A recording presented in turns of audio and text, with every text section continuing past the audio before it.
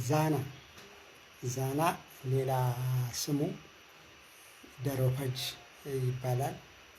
ዛና በአብዛኛው በምስራቅ አፍሪካ የሚበቅል ሲሆን ምዕራብ አፍሪካ ከሴኔጋል እስከ ኢትዮጵያ ባሉ ሀሩራማ ቦታዎች ይበቅላል። በደቡብ አፍሪካ ሀገሮችም እንደዚህ ይበቅላል። በብዛት ግን በእኛ ሀገር በተለይም በደረቃማ አካባቢዎችና በእንጨታማና ሳራማ የሳቫና ስርዓተ ምህዳር የሚበቅል ነው። በአብዛኛው ዳገታማ ድንጋያማ ቦታዎች ላይ ይበቅላል። እንዲሁም በወንዝ ዳር አካባቢ ይበቅላል። በተለይ በወንዝ ዳር የሚበቅለው በጣም ግዙፍ ነው። ዛና በርካታ ጠቀሜታዎች ያሉትና ከባህር ወለል በላይ እስከ 2400 በቆላና በወይና ደጋ የሚበቅል እጽዋት ነው።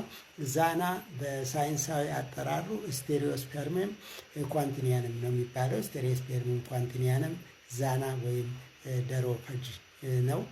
ዛና በርካታ ጥቅሞች ያሉት ሲሆን በተለይ ለቁስል፣ ለአልሰር፣ ለስጋዴ፣ ለብግነት፣ ለሳልና ለሳምባ ህመሞች፣ ለጉበት፣ የቆዳ እከክና እንደዚሁም ለስጋ ደዌ በሽታ መከላከያ ይሆናል። በርካታ መድኃኒቶችም ከዛና እንደሚቀመሙ ጥናቶች ያረጋግጣሉ።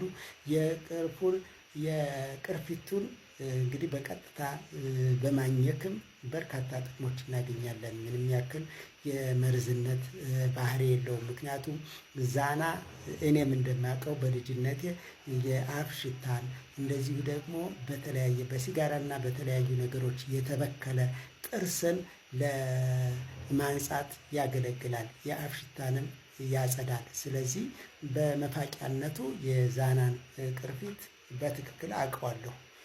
ስለዚህ ዛናን በቀጥታ እንደዚህ መጠቀም ይቻላል። ነገር ግን ዋናው ነገር ግን ለመድኃኒትነት በትክክል ለመጠቀም ግን አሁንም በጥናት ላይ እንዳለውና ብዙ መድኃኒቶች እየተሰሩበት ያለ ስለሆነ እንግዲህ ይህን በመድኃኒት ቅመማና ምጠና ላይ የተሰማሩ ሰዎች ጥናቱን ሊያረጋግጡ ይገባል። ነገር ግን ለእነዚህ ህመሞች በጣም ከፍተኛ የሆነ ጠቀሜታ እንዳለው የግንዱ ቅርፊት በርካታ ጥናቶች ያሳያሉ።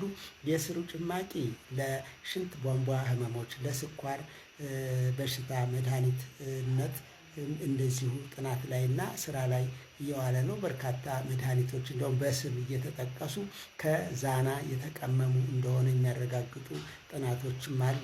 እንደነገርኳቸው ቅርፊቱ ለጥርስ መፋቂያ ይውላል። የበለዘ ጥርስንም እንግዲህ ያስተካክላል። ስለዚህ ዛና በርካታ ጠቀሜታ ያለው ስለሆነ ልንጠቀምበት፣ ለመድኃኒት ቅመማ ልናውለው፣ እንደዚሁም ደግሞ ለበርካታ ለግንባታ ስራዎች እንጨቱ ለበርካታ የእጅ መሳሪያዎች እና ለቤት ቁሳቁሶች ለመስራትም ያገለግላል። እንደምታዩት ዛና ደግሞ በጣም የሚማርክ እንደውም ምን ይባላል ፒንክ ጃካራንዳ ይባላል። እንግዲህ ጃካራንዳ ዛፍ መጤ ነው እናውቀዋለን።